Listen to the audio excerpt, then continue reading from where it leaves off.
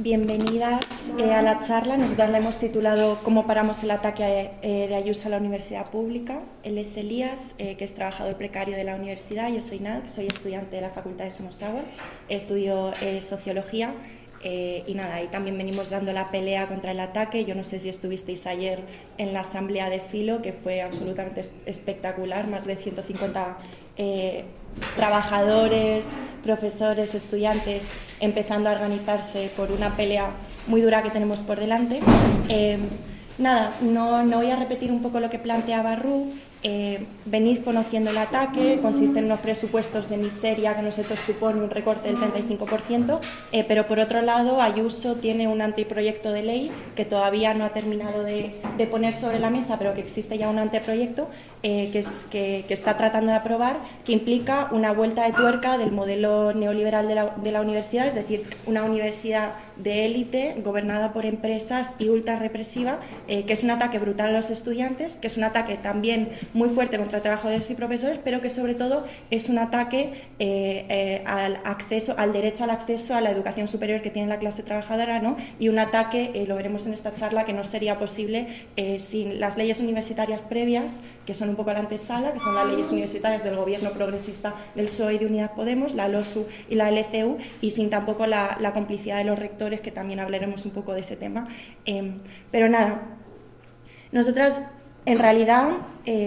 una cosa que nos parece fundamental plantear es que el ataque de Ayuso no es un ataque aislado, y creo que esto es evidente, no es un ataque solo en el Estado español. Nosotras hace unos días veíamos cómo los políticos republicanos del entorno de Trump planteaban que en Estados Unidos los profesores son el enemigo, y el propio Trump anunciaba que las primeras deportaciones de estudiantes extranjeros iban a ser aquellos estudiantes que estuvieron acampados peleando en solidaridad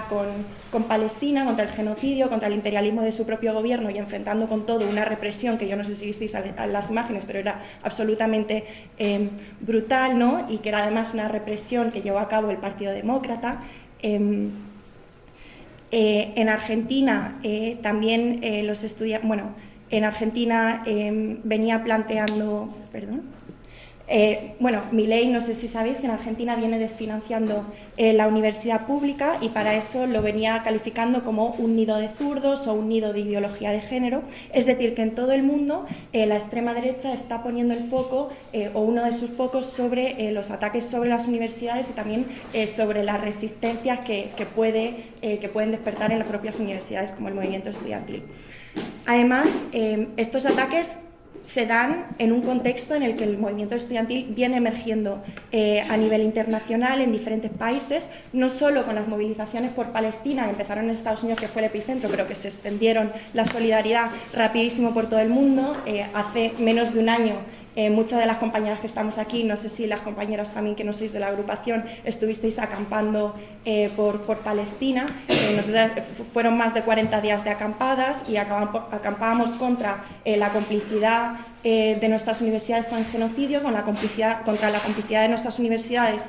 con el negocio armamentístico, pero acampábamos también contra la complicidad del gobierno progresista, que tenía todo tipo de lazos comerciales, militares y diplomáticos con el Estado genocida de Israel, ¿no? Pero también el movimiento estudiantil viene jugando un papel importante. Yo no sé si esto se conoce, pero en Bangladesh, en agosto, el movimiento estudiantil hizo dimitir a su primera ministra, que venía gobernando con puño de hierro en un país durante 14 años y que venía gobernando además muy apoyada por el ejército, y tuvo que escapar del país en helicóptero, por ver un poco la fuerza que podemos tener los estudiantes si nos organizamos. Y en Argentina, frente a estos planteos que venía haciendo Milei, los estudiantes tomaron decenas y decenas de facultades en todo el país contra este ataque plan motosierra, que es al conjunto de la clase trabajadora, no solo a las universidades. Y hace apenas unas semanas, que esto tampoco se ve mucho en las noticias porque no interesa, en Serbia hay un enorme movimiento estudiantil que hacía dimitir también al primer ministro tras una huelga general y tras cortar de las carreteras principales del país. Y yo quería traer una cita que la planteaba Elías el otro día en la charla, pero que a mí me parece chulísima y la quiero plantear también. Los estudiantes de Serbia decían en un comunicado: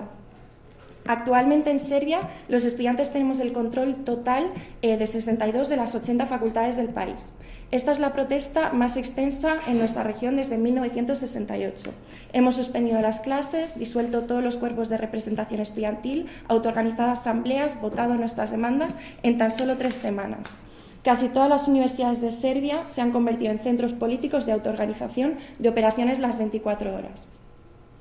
Bueno, en realidad es una buenísima noticia que el movimiento estudiantil esté dando un paso al frente en un contexto de auge de la extrema derecha.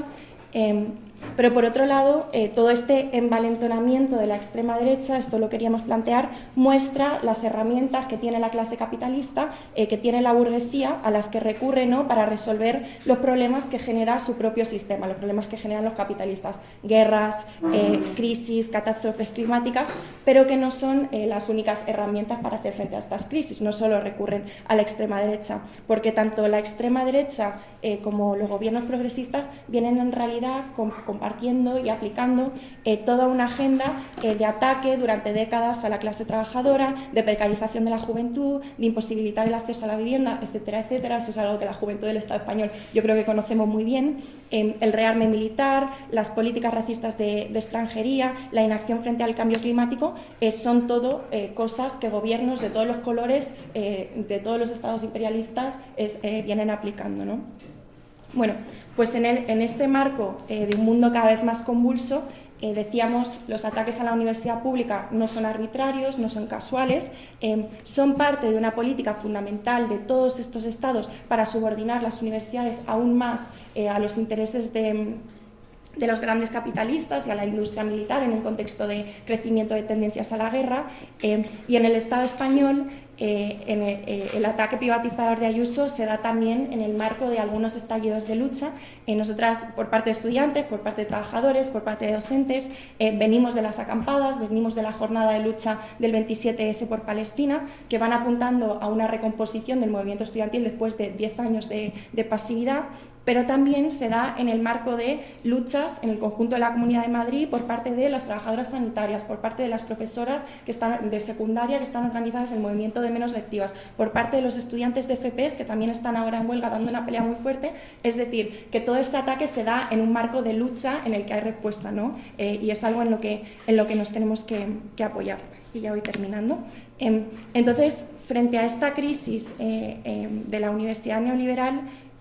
aquí, pero también en todo el mundo, desde Contracorriente planteamos que es urgente levantar un movimiento estudiantil que pueda vencer, es decir, un movimiento estudiantil radicalmente nuevo, que plante cara a estos ataques, pero que vaya también más allá de salvar la universidad que tenemos, que como veremos es una mierda en realidad y como viviremos todos los días, sino que se proponga pelear por una universidad radicalmente diferente, que no esté al servicio de los intereses de las empresas, sino que esté al servicio de los intereses de la clase trabajadora, de los sectores populares, de resolver los grandes problemas sociales que tenemos y de la transformación social.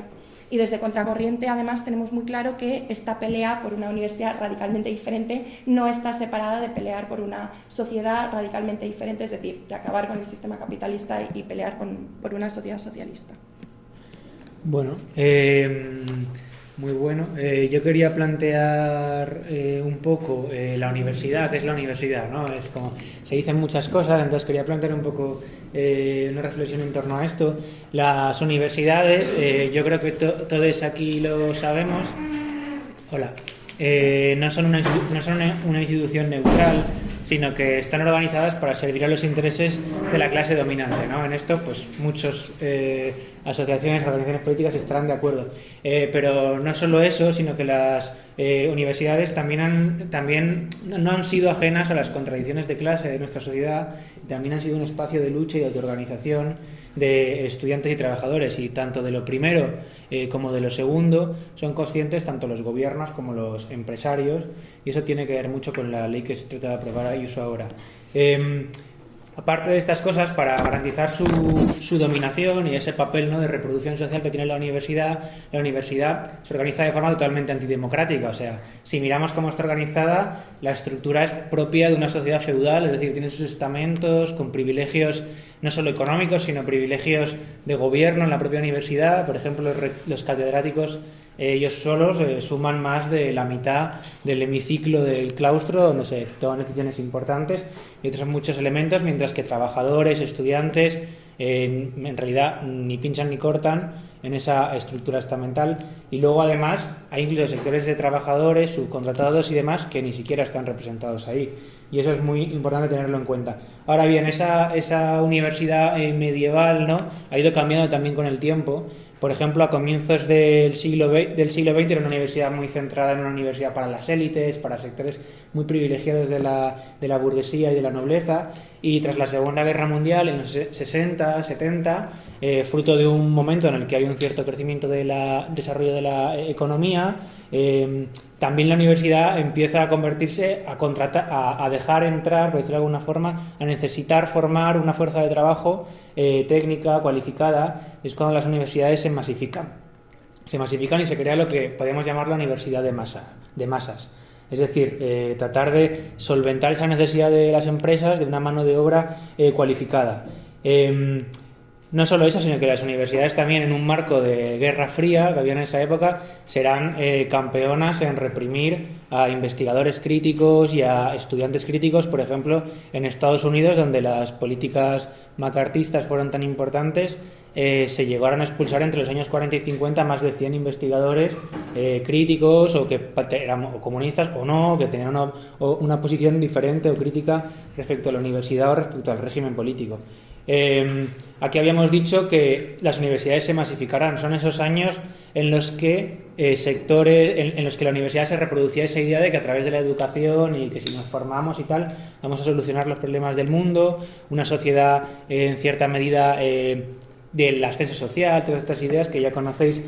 más que de sobra. Y se reproducía la idea de eso, de una sociedad armoniosa en la que si los trabajadores y los empresarios nos poníamos de acuerdo íbamos a compartir un poco los frutos de la riqueza social y esos elementos, ¿no? Era un momento también en el que había mucha lucha de clases, entonces la universidad también cumplía ese papel de crear la imagen de una sociedad armoniosa, de una sociedad sin contradicciones, y es en ese marco que yo quería destacar que facultades como esta, o como las de los que estudiamos en la Facultad de Ciencias Sociales, de Políticas y Sociología, también crecían carreras más vinculadas a las ciencias sociales que tenían una cierta más, por decirlo de alguna forma, utilidad para esa sociedad del estado del bienestar, ¿no?, de crear servicios públicos, etcétera. Sin embargo, yo quería plantear aquí que aunque la universidad pinta el mundo de forma armoniosa, no todo era coser y cantar para la universidad de esos años. La propia extensión de la universidad, que hemos planteado, que abrió las puertas a otros sectores sociales, pero está muy lejos, en realidad, nuestra visión de la universidad de esos años, de esa idea también, en cierta medida, de una visión un poco unilateral que plantean algunos marxistas, de que solo era una institución de reproducción social, de reproducción de la fuerza de trabajo, una mera institución de reproducción de la ideología burguesa y demás. En realidad, la universidad también experimentaba esas contradictorias, esos desgarres de una sociedad de clases, y, por ejemplo, la entrada de trabajadores, de estudiantes de origen de clase obrera a la universidad siempre ofreció resistencia a incorporar plenamente las aspiraciones de grandes sectores precarios y de la clase obrera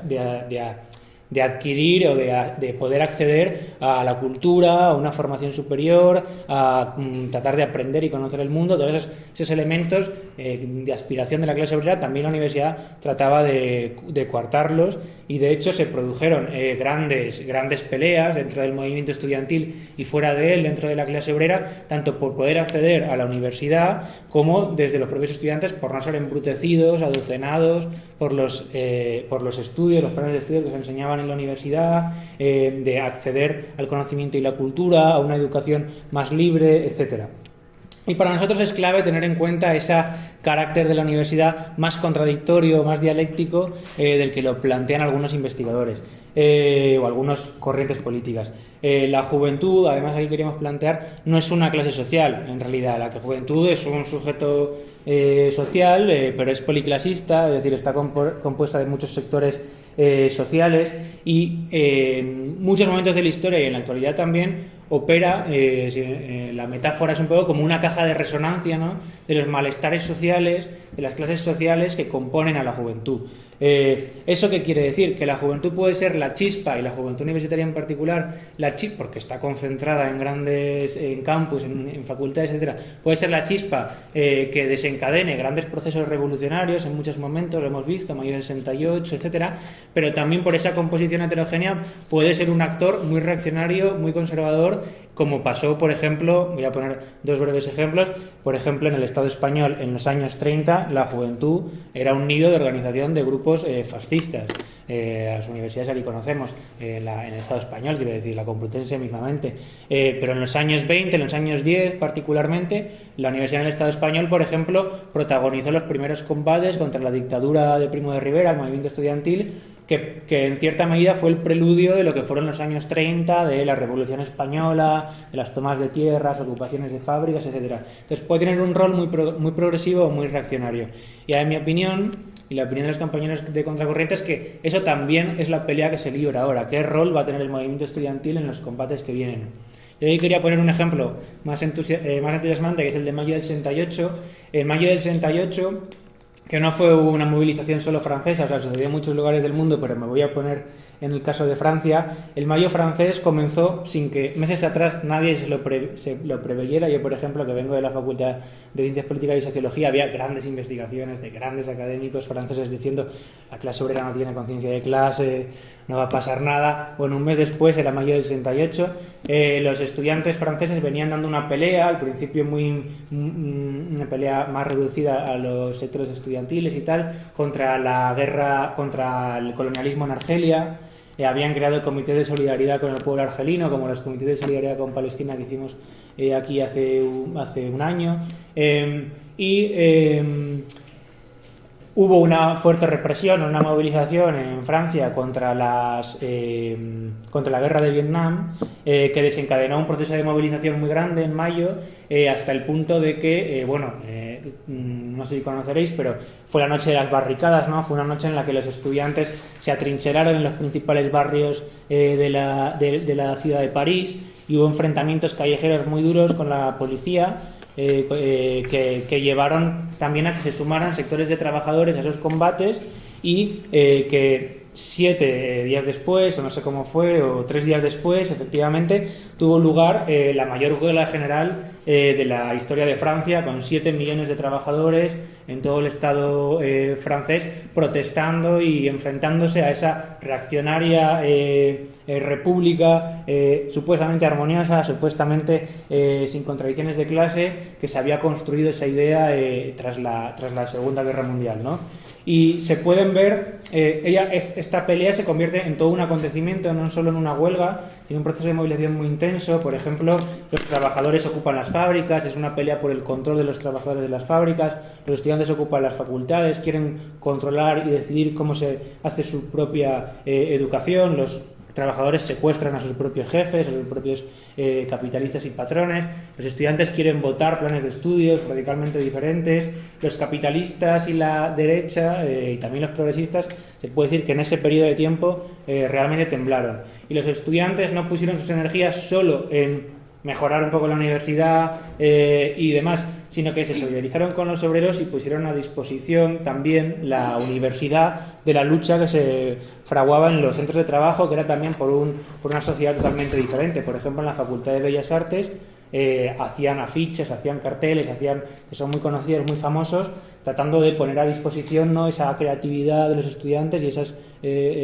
recursos que ellos tenían para la lucha. Y no fue solo, y fue una pelea también, yo que sé, por liberar la cultura, la rigidez en la sexualidad, cuestionar la retrógrada sociedad de esos años, totalmente conservadora. Y bueno, lejos de ser un proceso solo francés, fue un proceso que también tuvo lugar con el otoño caliente italiano en los mismos años, con la lucha antifranquista en España. Este campus fue un gran ejemplo de luchas contra el régimen franquista, el movimiento estudiantil alemán, la primavera de Praga, las protestas contra la guerra de Vietnam en Estados Unidos. O sea, un montón de cosas que los estudiantes, más que no se limitaban solo a reivindicaciones solo por mejorar sus condiciones de estudio, sino que peleaban por otro tipo de educación, por otro tipo de sociedad, por un cuestionamiento de la sociedad capitalista, para construir una sociedad en la que no hubiera ni explotación ni opresión. Y lo que yo quería destacar es que si esta pelea se pudo dar, el elemento estratégico fue esa pelea de confluencia, de unidad entre estudiantes y trabajadores, porque los trabajadores ocupan una posición en la producción tal que pueden no solo parar la producción capitalista y detener incluso el funcionamiento del Estado, sino construir una sociedad sobre nuevas bases, reorganizar la economía de forma democrática, etcétera, etcétera, una serie de discusiones que el movimiento estudiantil puede contribuir mucho a desencadenar y a ser parte, a tener un papel en ese cuestionamiento. Entonces, bueno, yo quería plantear esas cosas. Es una de las grandes lecciones de los 60-70. Si quieres, ve tú contando. Vale, sí. Pues, bueno, después de los años 60-70 se derrotaron los procesos revolucionarios que había, ¿no? Y vino toda la ofensiva neoliberal hasta el día de hoy, que seguramente conozcáis, y las universidades también fueron objeto de ataque y se dio a cabo todo un proceso de reestructuración neoliberal de las universidades en las que se las trataba de adaptar mucho más a los intereses de la burguesía en un contexto de crisis capitalista, pero también de retroceso y de derrotas de la clase trabajadora. En los estados imperialistas europeos, esta ofensiva se llevó a cabo bajo el nombre de Proceso Bolonia. En el Estado español comenzó en 2001 con Aznar, pero dio un salto tras la crisis de 2008 y fue una contrarreforma que fue todo un avance en un modelo de universidad mucho más antidemocrático, mucho más intervenido por empresas, cada vez más elitizado y con un empleo muy, muy precarizado de trabajadores, de profesores, etcétera, ¿no? Entonces, pues con recortes presupuestarios, con subidas de tasas de la matrícula, con recortes de becas, con mayor precarización laboral, el Estado capitalista se aseguraba que la crisis capitalista la pagaran también los trabajadores en el terreno de la educación superior, de la universidad pública, ¿no? Como decíamos, esto supuso subida de tasas, se impusieron también las prácticas no remuneradas, todas estas cosas son nuevas, la división de los estudios entre grado y máster, y los másteres son mucho más caros, se impuso también la evaluación continua, la asistencia obligatoria, y los estudiantes experimentaron y sufrieron, por un lado, la expulsión de miles y miles de estudiantes hijos de la clase trabajadora que no podían permitirse seguir estudiando en una universidad con insuficiencia de becas, con subida de tasas, con evaluación continua que no permite compaginar estudios y trabajos, y por otro lado, los que sí que pudieron continuar matriculados sufrieron todo un proceso de intensificación de las tareas, de las entregas de los trabajos, etcétera, etcétera. Y esto, por un lado, tenía el objetivo de disciplinar a los estudiantes para formarles como trabajadores precarios que pudieran seguir los ritmos frenéticos del trabajo que demandaban las empresas, y al mismo tiempo servía también para disciplinar a un movimiento estudiantil que, si tienes evaluación continua, si tienes prácticas, no puedes faltar a clase, la matrícula cuesta más, si suspendes cuesta más dinero, pues va a militar menos, va a organizarse menos para cambiar la universidad y para también militar por otro tipo de sociedad. Bueno, pues de ahí llegamos a las últimas leyes de universidades del gobierno progresista, la reciente LOSU, la Ley Orgánica del Sistema Universitario se llama, si no recuerdo mal, del gobierno del PSOE de Unidas Podemos, concretamente del Ministerio de Unidas Podemos, que no solo no eliminó ninguna de estas medidas neoliberales, sino que además afianzó todos estos ataques y profundizó algunas de las cosas. Por ejemplo, aumentó el poder de los consejos sociales. No sé si sabéis lo que es el consejo social. La universidad la gobierna consejo de gobierno, donde están los rectores, y consejo social. El consejo social están metidos representantes de las grandes empresas como el Santander, el BBVA, Endesa, Iberdrola, etcétera, el Corte Inglés, la COPE, representantes también de las direcciones sindicales de comisiones obreras y UGT, que tanto vienen traicionando a la clase trabajadora, representantes del PSOE, representantes del PP, ¿no? Y que son, el consejo social es quien tiene la última palabra sobre cuál es el plan presupuestario, es decir, qué se hace con el dinero de la universidad, qué plan, a qué se destina el dinero. Entonces, por un lado, aumentó esta ley, la LOSU, aumentó el poder del Consejo Social, y por otro lado, consolidó también un régimen universitario profundamente antidemocrático que ya veníamos planteando. Y al mismo tiempo hubo otra ley universitaria, que es la Ley de Convivencia Universitaria, la LCU, también de Podemos, que es una ley, que en los hechos es una ley mordaza universitaria que criminaliza la protesta estudiantil y que deja a discreción de la universidad, es decir, de los rectores, de que hagan legislaciones específicas, pero básicamente toda acción, sin terminar de especificar, que atente contra el normal funcionamiento y convivencia de la universidad puede ser sancionable, pues, con expulsión. Y aquí huelgas, manifestaciones, pero también charlas que no estén permitidas por decanato, es decir, entra todo. Y que además se viene aplicando en los últimos años. Sí, esa es un poco cómo se ha expresado la ofensiva neoliberal en las universidades, sobre todo en el Estado español. Pero no fue un ataque, o sea, que fuera coser y cantar tampoco. O sea, la universidad impuso ese ataque, pero el movimiento estudiantil venía recomponiéndose de las peleas de los 60 y 70, de las grandes traiciones que hubo en la transición, y el movimiento estudiantil dio una pelea heroica contra el Plan Bolonia, en realidad. Por ejemplo, en todo el Estado español, bueno, no solo hubo huelgas, hubo ocupación de facultades, los estudiantes se encerraron durante días en las facultades a estudiar la ley que le quería imponer Zapatero, el PSOE, para criticarla y para combatir contra ella. En Madrid además se combinó con los recortes que llevaba a cabo Esperanza Aguirre, o sea que fue un movimiento de los estudiantes contra el gobierno central, el gobierno autonómico. Fue una pelea muy dura. Y ahí queríamos plantear un pequeño balance de por qué ese movimiento fue desmovilizado, que es que en buena medida en la mayoría de las facultades y de las universidades del Estado, la mayor parte de las organizaciones estudiantiles planteaban una visión de que el movimiento estudiantil tenía que ser en cierta medida contenido y controlado a una negociación con el gobierno de Zapatero, porque bueno, es el gobierno progresista, es nuestro gobierno, tal, era lo que planteaban ellos, quiero decir, y se puede negociar para reformar la ley y quitarle los aspectos más lesivos. En particular, una de las organizaciones políticas que más peso tuvo en esto y que tenía una especial relevancia en las universidades fueron las organizaciones de la Juventud Comunista, del Partido Comunista, que hegemonizaba un montón de asociaciones y de organizaciones dentro de la universidad, y que bueno, incluso se llevaron a cabo una política opuesta, que esto es muy importante, a la autoorganización. Por ejemplo, se hacían asambleas en las que se vetaba la participación de determinados grupos, determinadas corrientes, que es algo en lo que nosotros, por ejemplo, no estamos en desacuerdo, quiero decir, es decir, que no podían participar determinados elementos disidentes de la universidad, y esto no era casual, sino que era coherente con esa estrategia que planteaba yo al principio de tratar de que el movimiento se moderara y se enfocara todo en una negociación con Zapatero. La negociación al final se quedaba en las buenas manos de cuando Zapatero quisiera hacerla, y en realidad el movimiento se acabó desgastando, terminó siendo desviado y finalmente fue derrotado. Por si esto fuera poco, esta fue una pelea muy heroica. Yo que sé, aquí en la Complutense hubo grandes encierros, grandes asambleas de todas las universidades de Madrid en el, no sé cómo se llama, un edificio que hay aquí. Bueno, fue una pelea muy espectacular. Y luego, si el movimiento estudiantil fue derrotado en ese momento, no quiere decir que el movimiento luego no tratara de volver a emerger con otras peleas muy importantes. Por ejemplo, con el 15M, el proceso de recomposición que tuvo el movimiento estudiantil terminó de ser totalmente pulverizado en realidad, y por eso llegamos a la actualidad con un movimiento estudiantil muy debilitado, pero que desde las acampadas con Palestina comienza a dar sus primeros grandes pasos de lucha. Ese movimiento, con el 15M, por ejemplo, en la Complutense surgieron fenómenos de autoorganización importantes. Por ejemplo, desde aquí se organizó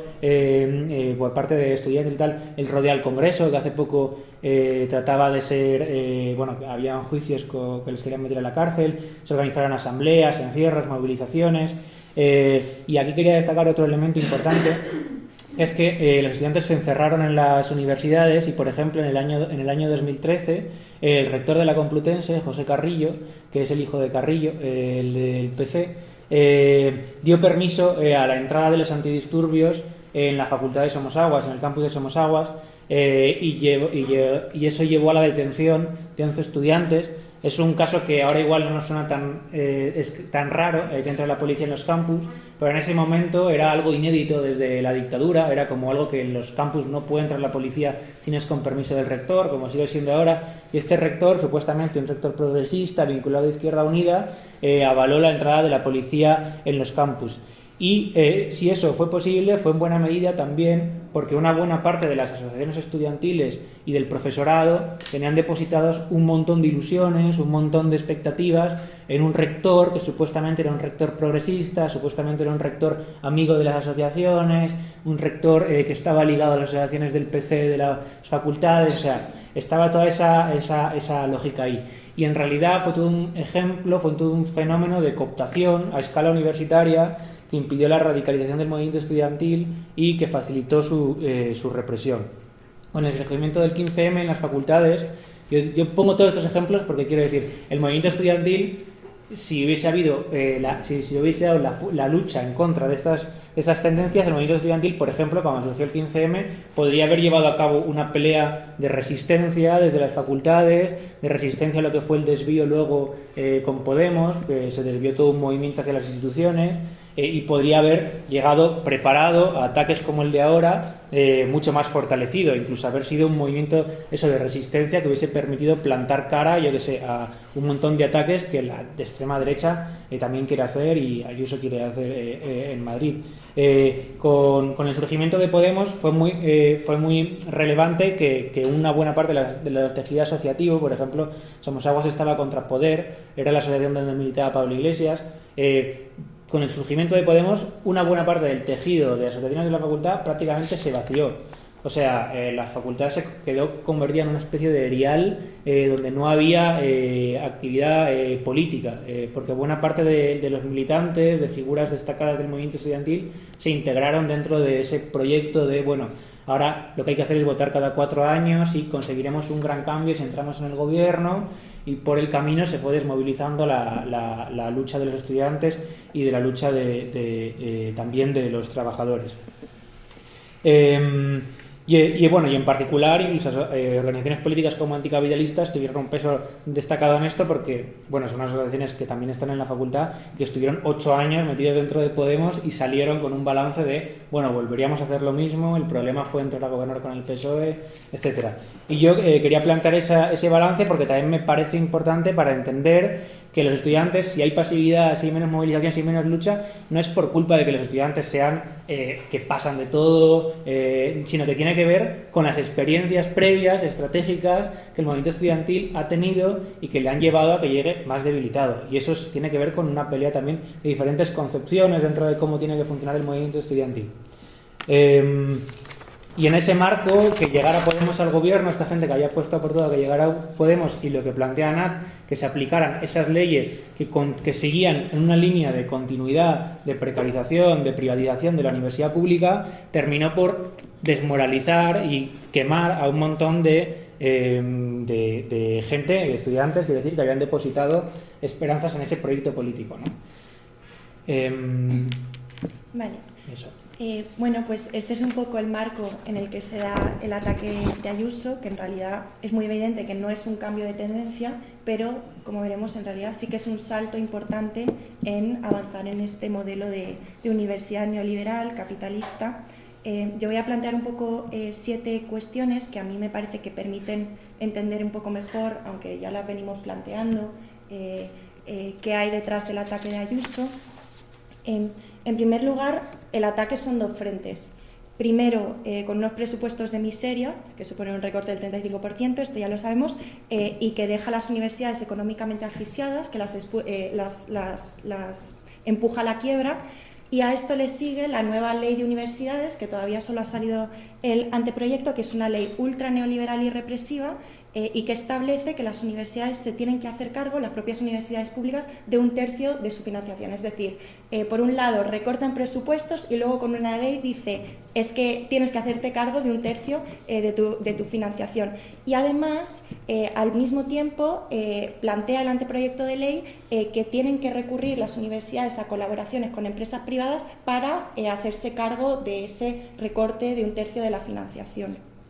Es decir, es la fórmula clásica de empujar a los servicios públicos, a las universidades públicas a la quiebra con políticas de austeridad, con presupuestos de mierda, y ir preparando el terreno para que entren las empresas a barrer con todo, ¿no? Para avanzar en el modelo neoliberal de universidad. Luego, además, empujar a que las universidades se tengan que hacer cargo un tercio de su financiación recurriendo a convenios con empresas, recurriendo a inversores privados, lo que hace es que las empresas puedan entrar mucho más, si ya están en el gobierno de nuestras universidades, puedan tener mucho más poder en nuestros programas de estudio, en nuestros programas de investigación, etcétera, etcétera. Y por un lado es traspasar recursos públicos a empresas privadas, porque en los hechos es eso, y por otro lado es dar más poder a los capitalistas para que dicten qué es lo que investigamos y subordinar la educación mucho más a los intereses de la clase capitalista. Luego, además, mientras los presupuestos de miseria empujan a las universidades a la quiebra, no podemos olvidar que son los rectores y los consejos sociales los que establecen los planes presupuestarios, es decir, los que se deciden qué se hace con esos presupuestos de miseria, ¿no? Y van a hacer lo que llevan haciendo siempre, si no hay una lucha que se lo impida, que es establecer planes presupuestarios para que el ajuste, para que la infrafinanciación no lo paguen las empresas y los inversores financieros que gobiernan las universidades y con los que hacen todo tipo de chanchullos, sino que lo paguen los trabajadores, los estudiantes de clase trabajadora, los investigadores de la universidad, es decir, que el gasto corra a costa de recortes en plantillas, de recortes en salarios, de recortes de becas que ya son insuficientes, de subida de tasa de los másteres, por ejemplo, que ya son absolutamente desorbitadas. Luego, además, otra cuestión es que asfixiar presupuestariamente la pública es la condición para impulsar las universidades, el negocio de las universidades privadas. Entonces, al mismo tiempo que priva del acceso a la educación a los sectores más bajos de la clase trabajadora, promueve el negocio de las universidades privadas porque degrada la educación, degrada la infraestructura y quienes se lo pueden pagar terminan yendo a las universidades privadas. Y además la ley tiene el anteproyecto de ley tiene una cosa más que es muy heavy, que blinda esta privatización encubierta, otorgándole jurídicamente a la universidad privada una labor como servicio público. Esto es un salto enorme. Luego, además, en quinto lugar, es una ley que implica más represión para blindar los intereses que tienen los capitalistas en que la universidad se ponga a su servicio. Tras las acampadas por Palestina, Ayuso vio, y Ayuso tiene muy claro que criminalizar la protesta en realidad es clave para poder aplicar este ataque, es clave para avanzar en el modelo neoliberal de universidad, pero también es clave para contener la fuerza de los estudiantes, que pueden jugar un papel más allá de parar el propio ataque, más allá de pelear contra sus propias universidades, sino salir de las universidades y, si se alían con los trabajadores, impulsar la lucha de clases y impulsar grandes procesos de lucha. Así que la ley Viciana lo que anuncia es que va a establecer un régimen disciplinador, y cito, en combate frente a la ocupación de los lugares públicos y el vandalismo, es decir, es una referencia explícita a lo que fueron las acampadas por Palestina de mayo. Luego, en sexto lugar, es evidente que, aunque decíamos este ataque supone un salto, en realidad no es un cambio de tendencia, es posible gracias a las leyes de Podemos, la LOSU y la LCU, y por eso a nosotros nos parece que pelear por expulsar a los capitalistas del gobierno de nuestras universidades, del gobierno de nuestra educación, y pelear porque la clase trabajadora pueda acceder a la educación superior pasa también por pelear no solo contra el ataque de Ayuso, sino pelear también por derogar la LOSU, por derogar la LCU y sobre todo por no depositar ninguna confianza en todos estos partidos que vienen aplicando, partidos de todos los colores, políticas que atacan a la clase trabajadora y que atacan a la universidad pública. Y por último, hay una cuestión que nos parece fundamental, y es que la casta universitaria, que nosotros llamamos, que son los rectores y los decanos, que en los hechos son una casta, en realidad no se oponen a este ataque a la clase trabajadora. Si los rectores, los rectores de las universidades madrileñas en diciembre hicieron unos comunicados oponiéndose a los presupuestos de 2025, bueno, en realidad ellos se oponen a esos presupuestos de miseria, pero porque es una infrafinanciación que pone en peligro su propia carrera profesional, es decir, pone en peligro la competencia de las universidades que ellos dirigen, de unas con otras, y de las inversiones que hacen las empresas y que hacen los inversores privados en la propia universidad. Entonces, amenaza su carrera profesional,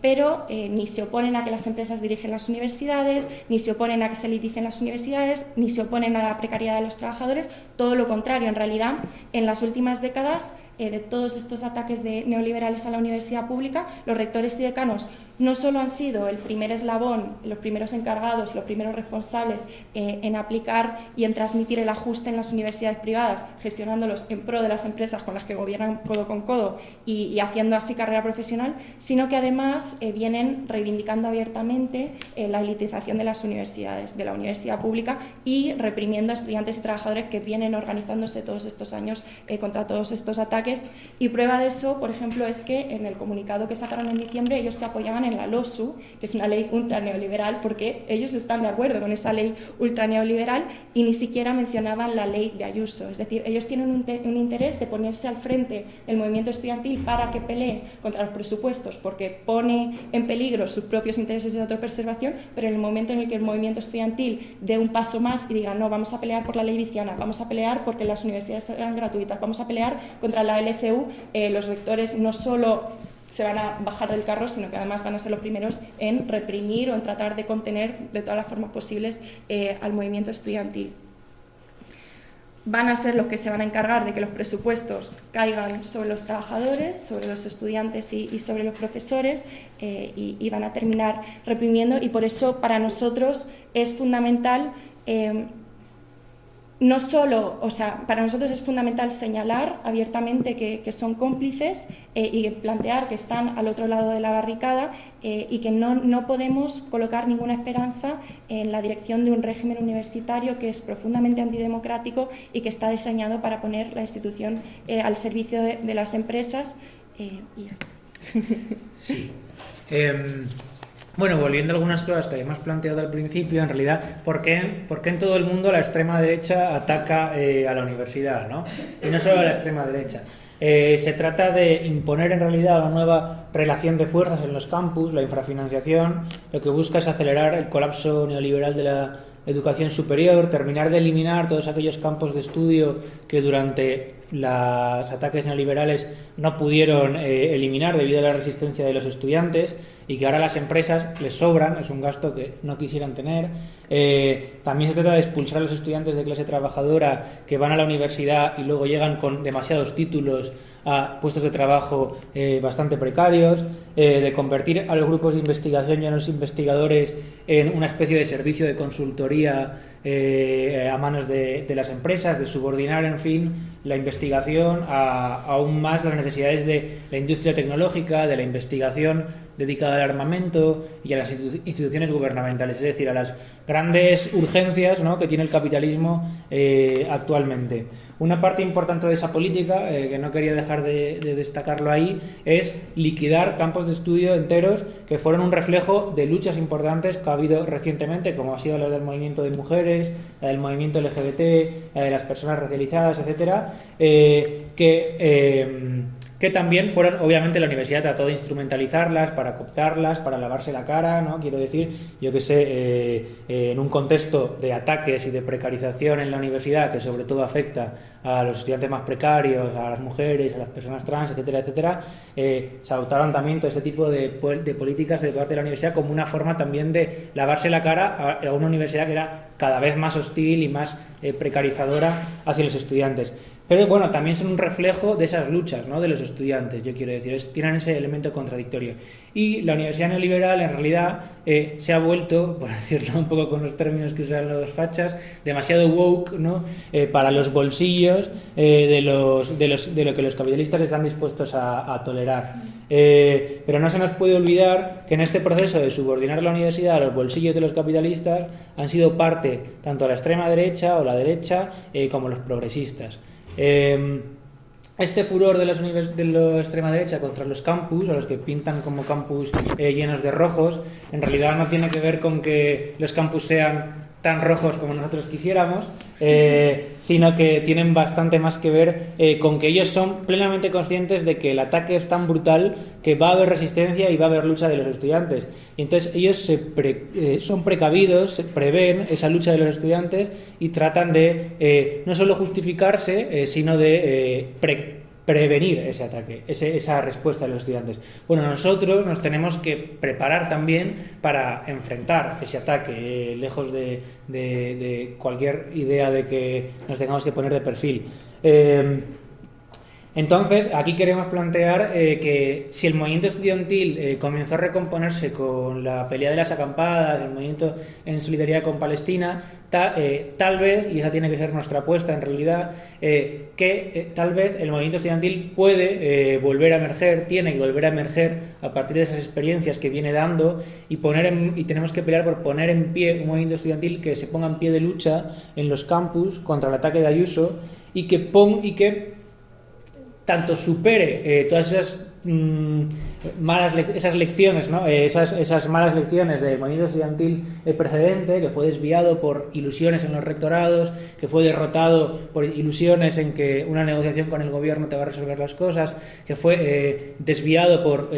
organizaciones que trataban de contenerlo, de instrumentalizarlo para un movimiento solo de reforma de una ley, etcétera. Hay que sacar lecciones de todas esas tradiciones burocráticas, conservadoras que ha habido en el movimiento estudiantil anterior y al menos los compañeros de contracorriente, las compañeras de contracorriente, peleamos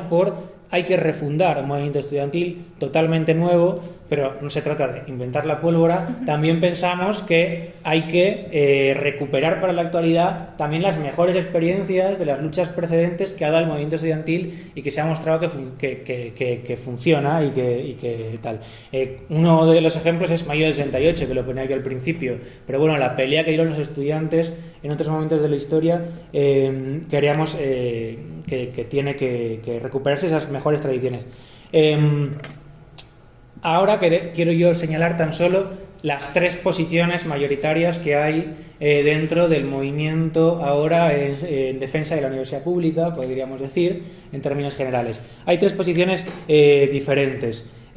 Lo que sobrevivió del tejido asociativo al Plan Bolonia, al 15M y todo eso, que es lo que nosotros denominamos el ecosistema de las diferentes asociaciones, fue un tejido asociativo muy débil, muy debilitado, que además sobrevivió adaptándose un montón a la conciliación, a la negociación con decanos y rectores y creando esa especie de ecosistema bastante conservador. Ese sector dentro del movimiento estudiantil, que es solo una parte, promueve todo tipo de ilusiones de reforma de la universidad desde dentro, ilusiones en los decanos, ilusiones en los rectores, como planteaba Nat antes, de esa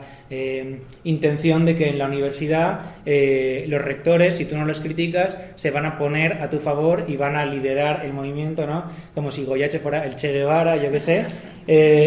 Cuando sabemos que Goyeatche hace 2 años la nombró alumna ilustre Ayuso, lleva aplicando los recortes, ya aprobó, como ha dicho Nat, un recorte en los presupuestos del 34%, quiero decir, y chitón, el señor no ha protestado ni va a protestar. También queríamos plantear, ese sector plantea que únicamente hay que pelear por defender en general la universidad pública, como si lo público en general fuera siempre bueno y como si la universidad tal y cual la conocemos fuera una universidad idílica por la que no hay que también pelear por cambiar unas cuantas cosas e incluso por pelear por otro tipo de universidad. Además, ¿cuál es el argumento que usan para decir que el movimiento estudiantil no tiene que ser político, no tiene que hablar de política, tiene que hablar solo de defender la universidad pública? El argumento que usan es que solo así el movimiento estudiantil va a ser amplio, va a incluir a muchos más estudiantes y puede hacerse masivo y grande. Y en realidad la pregunta que nos tenemos que hacer aquí es ¿por qué iban a luchar un montón de estudiantes que han sido ninguneados por este modelo de universidad si ese movimiento no pelea por también otra serie de reivindicaciones que los incluyan? ¿O por qué iban a pelear junto al rector investigadores precarios, trabajadores subcontratados, que los rectores y el régimen universitario son los primeros en maltratarles constantemente? Lo que quiero plantear aquí es que en realidad, si en otros momentos de la historia, si el movimiento estudiantil ha existido, ha sido un movimiento político, radical, es porque no puede ser de otra forma. Es decir, solo puede surgir un movimiento estudiantil extenso, combativo, si el movimiento estudiantil incorpora reivindicaciones y demandas de muchos sectores de la universidad y de los subsectores en particular más explotados, más oprimidos. Entonces, eso de hacerlo amplio, solo tomando una reivindicación general, lo que hace es excluir a otros muchos sectores de la universidad que por qué iban a luchar por defender lo que ya existe. Entonces, luego hay otras posiciones dentro del movimiento estudiantil. Por ejemplo, hay otras organizaciones políticas. Yo al principio planteaba que la universidad, para algunos marxistas o para algunas corrientes políticas, es solo una institución de reproducción social, de reproducción de las ideologías burguesas, de reproducción de la fuerza de trabajo, etcétera, etcétera, que lo es, pero no es solo eso, yo planteaba. Es decir, que es una institución mucho más contradictoria y no ajena a las contradicciones de clase. Yo lo que quiero plantear con eso es que también hay organizaciones que, por ejemplo, se fijan solo en ese elemento de la universidad y entonces plantean que es muy problemático pelear en defensa de la universidad pública porque, bueno, es una institución capitalista, etcétera.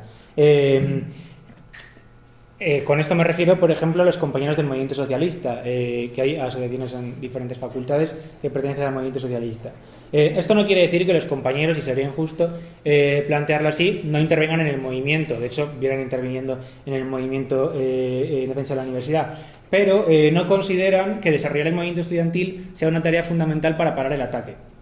Esto es así porque para los compañeros el movimiento estudiantil apenas puede cumplir un papel si no tiene desde el principio un programa socialista, es decir, una pelea por una universidad socialista, una educación socialista, una educación radicalmente diferente. Es por eso que su intervención en el movimiento, en las asambleas en general que vienen habiendo, se limita a hacer una crítica general al modo de producción capitalista, a la universidad burguesa, las lógicas generales en general, incluso a veces negándose a señalar al gobierno central, negándose a señalar a Ayuso, y no plantean un programa para la lucha, en realidad, un programa de cómo nosotros podemos vencer. Y eso para nosotros nos parece que es urgente. La clave, más bien, para estos compañeros la clave para poder construir otra universidad pasa por ir construyendo sus propias organizaciones, desde el principio organizaciones socialistas, por fuera de la lucha del movimiento real, que es la lucha que llevan a cabo los propios estudiantes en la universidad. Si bien se pueden señalar múltiples diferencias que tenemos con esta posición, yo lo que quiero plantear es que, en mi opinión y en la opinión de los compañeros y las compañeras, minusvalora el papel que puede tener el movimiento estudiantil si se pelea dentro de él por una estrategia revolucionaria. Que el movimiento estudiantil, dicho de otra forma, no se limite a una práctica reformista, no depende únicamente de la propaganda, de las ideas, sino que es una pelea material contra todas aquellas organizaciones, asociaciones, como las que planteaba yo al principio, que inoculan en el movimiento estudiantil todo tipo de ilusiones en que hay que moderar las reivindicaciones porque así vamos a conseguir lo que queremos y nos van a escuchar, de que hay que conciliar con los rectores porque los rectores, bueno, si les tendemos la mano van a ponerse a la cabeza de esto. Bueno, eso no ha sucedido nunca en realidad, y no se trata tampoco de inventar la pólvora, no puede suceder, quiero decir, que es lo que planteábamos antes. Yo lo que quiero plantear es que esa pelea contra esos sectores más conservadores, que son los que actúan como correa de transmisión para que el movimiento estudiantil no termine de desbordar y se continúe extendiendo, requiere construir fracciones revolucionarias dentro del movimiento estudiantil. Eso es lo que, con modestia, quiero decir, porque no hemos estado en mayo del 68, ni mucho menos, los compañeros de Contracorriente y las compañeras de Panel Rosas tratamos de realizar. Y en esta pelea nosotros estamos planteando 4 cosas que nos parece importante de cómo tiene que ser la pelea y cómo tiene que ser el movimiento estudiantil. Para nosotros, para que el movimiento estudiantil se extienda y pueda ir más allá de estas posiciones tan reformistas, tiene que ser un movimiento estudiantil autoorganizado, es decir, organizado en grandes asambleas donde se discuta cuál es el plan de lucha que hay que seguir, donde cualquier estudiante, cualquier asociación, cualquier organización política, cualquier sindicato pueda plantear lo que considere, es decir, un movimiento estudiantil autoorganizado en grandes asambleas y sin vetos, donde se pueda discutir un plan de lucha. Si hay asociaciones ahí que quieren pactar, que quieren conspirar contra los estudiantes, que en realidad no quieren luchar, nosotros tenemos la confianza de que ese es el espacio para dar una pelea contra esas asociaciones y los estudiantes se van a dar cuenta. Yo que sé, no son estúpidos, no hace falta tutelarlos, no hace falta decirles cómo tienen que luchar. Luego, otro elemento es un movimiento estudiantil que para nosotros bueno, y esto de la autoorganización tiene mucho que ver con el balance que planteábamos, por ejemplo, de Bolonia, de cómo se desvió la lucha, etcétera. Si no hay grandes asambleas y es autoorganizado, hay vetos, hay organizaciones que definen cuál es la política del movimiento sin que haya discusión política, es más fácil que el movimiento estudiantil sea controlado y desviado y derrotado y desmoralizado. Entonces, eso nos parece importante, y yo lo destaco aquí porque creo que va a ser una de las grandes peleas dentro de este movimiento estudiantil este cuatrimestre.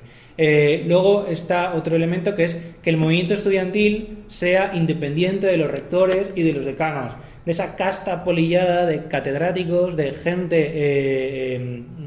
del régimen universitario, de lo más concentrado de los que dirigen la universidad, esa universidad antidemocrática, que están ligados con mil y un lazos a las grandes empresas que hacen negocio aquí, y también ligados con mil y un lazos a los partidos del régimen. El tercer punto que yo quería señalar es que el movimiento estudiantil tiene que ser independiente, que lo ha planteado Nat, de los partidos del régimen, que desde el PP hasta, pasando por el PSOE hasta Podemos, han aplicado todas estas políticas neoliberales y también represivas, como la ley Mordaza, etcétera, que dificultan la autoorganización y la lucha de los estudiantes. Y el cuarto es que, recuperando la tradición, ¿no?, del mayo del 68, para nosotros es clave que el movimiento estudiantil pelee por la unidad con la clase trabajadora, pelee por la unidad obrero-estudiantil, porque es la clase trabajadora es la única clase capaz de parar la producción y de construir una sociedad radicalmente diferente. Y en este momento en el que además Ayuso también está atacando un montón de otros sectores, como la sanidad pública, que lo planteaban hasta el principio, los hospitales, como a los estudiantes de FP, los ataca a todo el mundo, tanto el gobierno central como el gobierno de Ayuso, también a los, no sé si sabéis, que no encuentran prácticas, que están dando una pelea por tener prácticas, porque si no, no pueden titular. Luego, todos los ataques que está habiendo hacia los profesores de la educación secundaria y de la educación primaria, con la pelea que están dando, una pelea dura de menos lectivas, que llevan un año organizándose en asambleas, y otros muchos ataques que está habiendo. El movimiento estudiantil, pensamos, nuestros campus, nuestras posiciones en la universidad, tienen que también estar puestas a disposición de ayudar, de contribuir a la coordinación de todas esas luchas, porque así podremos golpear más fácilmente con un solo puño y conseguir todo lo que queremos. Nuestros campus pueden convertirse en realidad, desde ese punto de vista, en una posición estratégica para desarrollar la lucha de clases contra el capitalismo de conjunto, y no solo también contra estos ataques. Y eso es una perspectiva que también tenemos que tener. Y otra cosa que quería plantear. Nosotros, aparte, solo si se va construyendo un movimiento estudiantil de esas características, se va a poder avanzar hacia que emerja esa fuerza social, que son los estudiantes, que son la clase trabajadora, capaz de construir una universidad diferente, una universidad que no sirva a los intereses de las grandes empresas ni del capital, una universidad radicalmente diferente. Y eso, para nosotros, no está reñido con desarrollar un movimiento estudiantil. Todo lo contrario, si se desarrolla un gran movimiento estudiantil, será más sencillo, más fácil extender, radicalizar la lucha, que el movimiento estudiantil sea consciente de su propia fuerza y que alcance conclusiones cada vez más revolucionarias. Por eso planteamos que tenemos que recuperar ese hilo rojo del movimiento estudiantil en otros momentos de la historia. ¿Por qué no vamos a pelear por una universidad que es casi como el ABC, ¿no? ¿Por qué no vamos a pelear por una universidad totalmente gratuita y sin tasas? O sea, ¿por qué no se puede discutir eso ahora? O sea, por ejemplo, los compañeros que dirigen UCM por la pública, donde hay muchas organizaciones diferentes, pero los que manejan mal el cotarro se oponen a eso. Entonces, a mí me parece inaudito. ¿Por qué no vamos a pelear por una universidad sin empresas, sino financiada mediante impuestos a las grandes fortunas que además se llevan lucrando con nuestra universidad décadas? ¿Por qué no vamos a pelear por una universidad donde los estudiantes no tengan que compatibilizar estudios y trabajo y haya becas para todos los estudiantes que no tengan que trabajar y estudiar a la vez? ¿Por qué no vamos a pelear por una universidad en la que les arranquemos de las garras los colegios mayores y los pongamos a disposición de todos los estudiantes que necesitan, para solucionar el problema del alquiler, quiero decir, y que no haga falta andar currando a pagar un alquiler abusivo y que esos colegios mientras estén en manos de niños pijos? Y de la Iglesia, además, una universidad pública. ¿Por qué no vamos a pelear por una universidad sin precariedad laboral, donde no haya trabajadores subcontratados, donde los investigadores no dependan de que les den un dinero de un proyecto para poder investigar? o donde los privilegios de los catedráticos que llevan existiendo desde la Edad Media dejen de existir. Y en realidad, en nuestra opinión, solo si los estudiantes son ganados y los investigadores por esos grandes objetivos es como va a surgir un gran movimiento estudiantil y la gente se animará a luchar. Y eso que yo planteo es todavía poco, en realidad. O sea, tenemos que prohibir la entrada de la policía en los campus, o sea, no sé qué estamos esperando, el fin de todas las leyes represivas que se llevan aplicando como la LCU, quiero decir, abolir los consejos sociales, que no han existido siempre, se crearon en el 83 por Felipe González. Hay que abolir los consejos sociales y queremos ser nosotros, los estudiantes, los investigadores, los trabajadores, los que decidamos democráticamente cómo se organiza la universidad. Queremos ser nosotros también los que hagamos los presupuestos, etcétera, de que seamos los estudiantes, por ejemplo, los que votemos los planes de estudios, podamos decidir cómo son lo que estudiamos. Es decir, todo esto apunta a construir una universidad radicalmente diferente, una universidad en la que seamos los estudiantes, los trabajadores, los investigadores los que realmente dirijamos la universidad. Una universidad que esté al servicio de satisfacer las grandes necesidades sociales, de resolver los grandes problemas que desencadena esta sociedad capitalista, esta sociedad patriarcal, esta sociedad imperialista, colonial, etcétera, de resolver esos grandes problemas. Porque necesitamos una universidad que, con una crisis ambiental gigante a las puertas, con un mundo en el que cada vez hay tendencia a nuevas guerras, un mundo en el que crece la extrema derecha, es más urgente que nunca una universidad que aborde todos estos problemas y que sea una universidad que, lejos de servir a los intereses de los explotadores, sea una universidad que no se base ni en la explotación ni en la opresión, y por tanto una universidad también que está peleando por otro tipo de sociedad y que incluso, muy probablemente hasta el final, no es posible esa universidad sin una sociedad radicalmente diferente, ¿no? Entonces, por eso la pelea también junto a la clase trabajadora es tan importante. Por ejemplo, queremos una universidad donde se estudie contra las distorsiones derechistas, por ejemplo, que se han hecho del marxismo, una universidad donde se estudie a Marx, a Rosa Luxemburg, a Lenin, a Trotsky, a Gramsci, porque nos parece que también sus ideas son una guía para la acción práctica revolucionaria, para cómo luchar contra este sistema, y nos parece fundamental. Por eso también hacemos este tipo de charlas y cátedras, para ejemplificar cómo quisiéramos que fuera la universidad del futuro, en realidad. Y eso, que si estos ataques lo que buscan es subordinar aún más la universidad a los intereses de los capitalistas, ¿por qué no vamos a pelear nosotros por enfrentar estos ataques, enfrentándonos más frontalmente contra todos esos ataques que lo que buscan es subordinar aún más la universidad a un capitalismo con cada vez más crisis, con cada vez más tendencia a las guerras, con cada vez un nuevo reverdecer de ideas reaccionarias, patriarcales, etcétera? Y eso, aprovecho para plantear pues eso, que tenemos que pelear en este cuatrimestre, me parece a mí, por una huelga de universidades, porque si te recortan el 30% del presupuesto y no haces una huelga, pues no sé por qué haces una huelga. Hay que tirar la ley viciana que se quiere aprobar y el recorte presupuestario. También hay que señalar a la LOSU y a la LCU. La LCU es una ley mordaza que dificulta que luchemos tanto con los ataques, tanto con las leyes neoliberales como los ataques que puede hacer la extrema derecha en la universidad, y que hay que avanzar hacia una huelga de todos los servicios públicos, en realidad, que están siendo atacados en la Comunidad de Madrid, que las universidades pueden tener un papel en eso, como ha cumplido el movimiento estudiantil en muchos momentos de la historia. Entonces, pues bueno, eso es todo. Y ahora podemos hablar, podemos hacer preguntas, podemos intercambiar.